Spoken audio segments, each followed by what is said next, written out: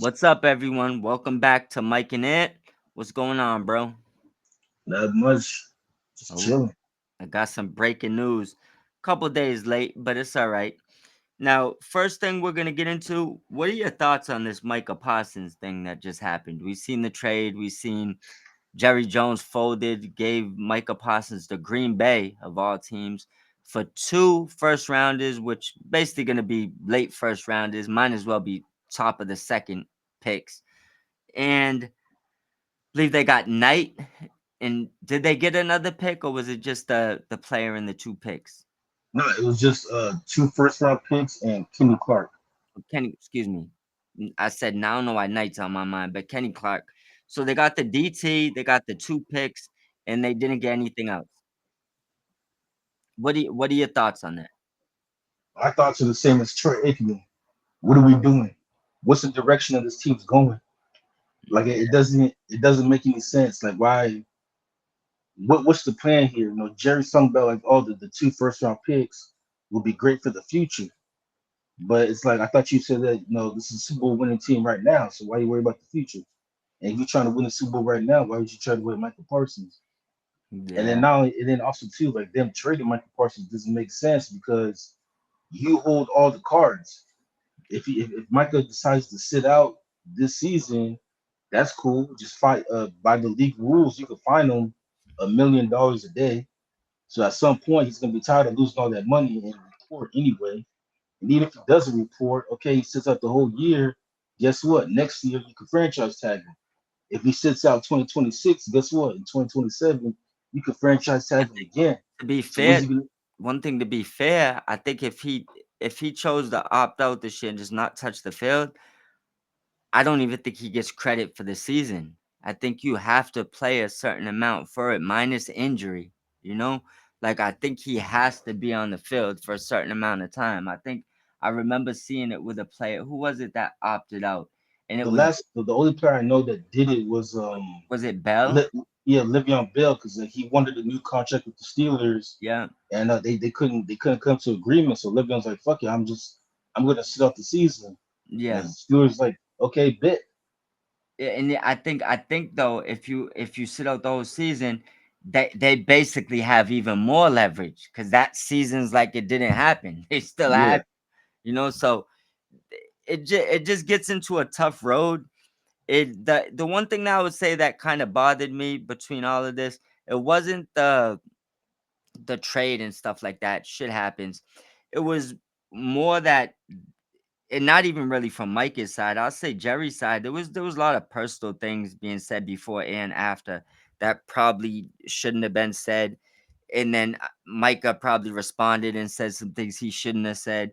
And it just started going down a road where it was gonna be no return. But the worst one of the worst parts is after this, Jerry Jones laughed when asked about it and said, we easily could have paid Micah. And you're laughing about it. Like, I couldn't imagine being the fan base when your owner comes out laughing, telling you he could have easily paid your best player, but he shipped them to your rival for two late first round picks. There's nothing funny there. Like I just didn't understand what was going on. And for an 82-year-old man, not jabbing his age to be worried about the future's not promised. Like unless you got some 10-year guarantee that you gonna be here till you 100 or something, you should have probably be trying to win right now. That's just my personal opinion. yeah. Jerry Jones right now should be doing what Al Davis did at the end of his life. Well, I think those last 10 years, Al Davis he was throwing everything to the wall to win one more Super Bowl Yeah, just to see if anything sticks. He wanted to win that one last Super Bowl before he passed. And unfortunately for Al Davis and all the moves that he made at that time, it didn't work. And the Raiders had the laughing stock. But he tried it though. Remember, they traded for Randy Moss. They signed Warren Sapp, even though Warren Sapp at that time was way past his they was prime. trying. But they were trying. They were trying everything. They one of the last moves that they made before Al Davis passed away was they traded for Carson Palmer. So Yeah, they were trying everything, and I think that's what Jerry Jones needs to be. Where it's yeah. like, okay, bro, you're 82. You need to be throwing everything at the wall to try to get at least one more Super Bowl. Instead, it seems like he's just happy and content with what happened in the '90s. Like they're still living in the '90s right now. Well, first thing I'm gonna say is shout out to Al Davis. Rest in peace to Al Davis. He's actually born in the same city I was born in, Brockton, Massachusetts. So Oh shit, I didn't know that. yeah, shout out to him. But even the midget football out there have the Raiders logo on their helmet. So like he good. Al Davis, my guy. You know what I'm saying? So shout out to him and his family. Yeah, But I wish his son would get it together though, so the Raiders could be legitimate again. yeah, hopefully Tom gets it. I mean, Tom's over there, so we'll see how it is. To Yeah, he owns Tom's not owns from ten here, but percent. yeah, Tom's not from here, but well loved in Massachusetts, obviously. So for him and Al Davis's son to be working together when his family's originated from Massachusetts, it's actually pretty cool. Hopefully they get it together over there. But they need to get some wide receivers, bro. Yeah, Like yeah. I might be available. I don't know. I might got a year or two still in me. Now, I want you to grade this trade. I know we won't be able to fully grade it because you got to see the picks made the next 2 years. You got to see what Parsons does with the cut. You just a lot of things that's going to be weighed into it when you actually look at the full context of this trade 10 years from now. But as of right now, grade the trade A to F. Well, for the Packers, I'm going to give it an A minus because I do Yep. think Parsons makes him better. I can't give him an A plus right now because, like you said, we got to see what Parsons does Yeah. in the Packers uniform. But on paper, I think it's an A minus trade. For the Cowboys, I got to give it a D Yeah. because if the Packers the Packers make the playoffs every year, Yeah. so you already know that pick is going to at least be like what 25, 26.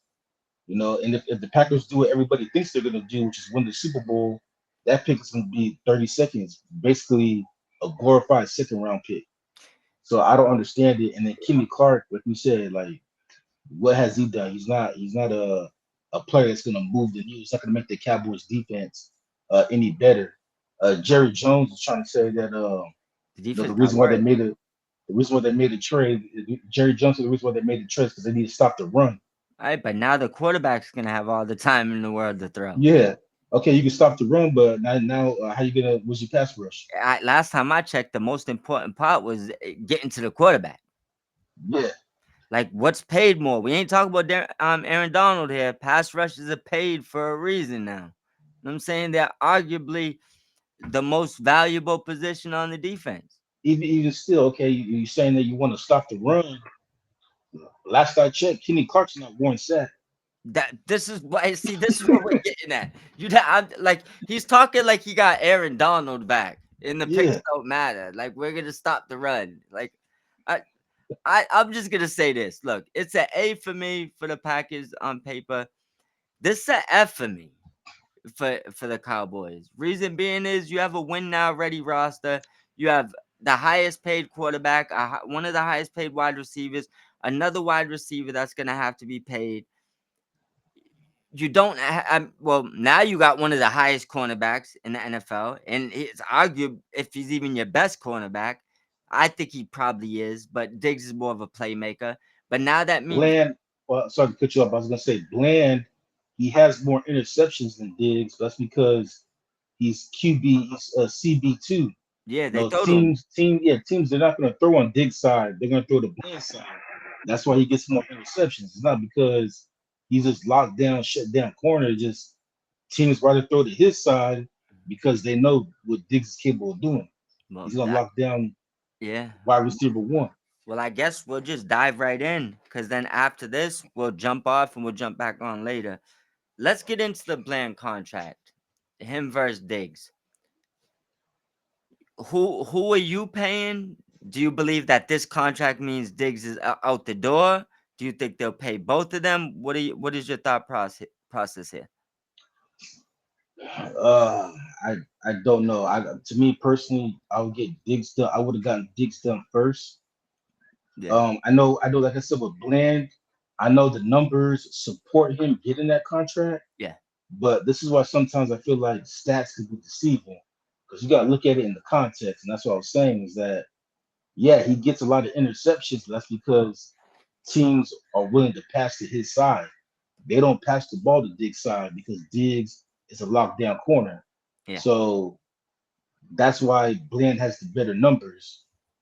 And so, I mean, to me, I think Diggs is the better player, and I think they should have paid him first. As far as him getting traded, at this point with Jerry, you don't know. Maybe Jerry gets in his feelings again and decides to trade him, or maybe they get something done. I really don't know. It is funny though. I will say that it is funny though, 'cause I'm seeing a lot of Cowboys fans online saying that, trying to justify it, saying that Micah Parsons is overrated anyway, and they're happy that he's gone. Those are And I've also Skip seen Bayless fans. Those are Skip Bayless fans because he said that dumb shit. yeah, and then I've also seen some Cowboys fans saying that this proves that the team is trying to tank for Arch, but it's like you do know you have Dak under contract for another 3 years, so you can't even You get Arch also Manning if got you wanted two to. wide receiver ones. Your offense is gonna be pretty good. Yeah, So so they couldn't even get Arch Manning if they wanted to. They still got Dak under contract. yeah, they're not gonna lose enough games to get Arch Manning. They'd have to give No, up unless, well, maybe this. They gave up well, two late. unless Dak gets hurt again. No, look, bear with me. Two late first round picks for Micah, right? Maybe their Mhm. intentions is to give those two late first round picks with their own two first round picks to move wherever it takes to get Arch Manning. Maybe that's why they didn't care necessarily how late the picks were. Maybe they don't plan on using them. But Well, yeah, it's that not a that's good that. decision.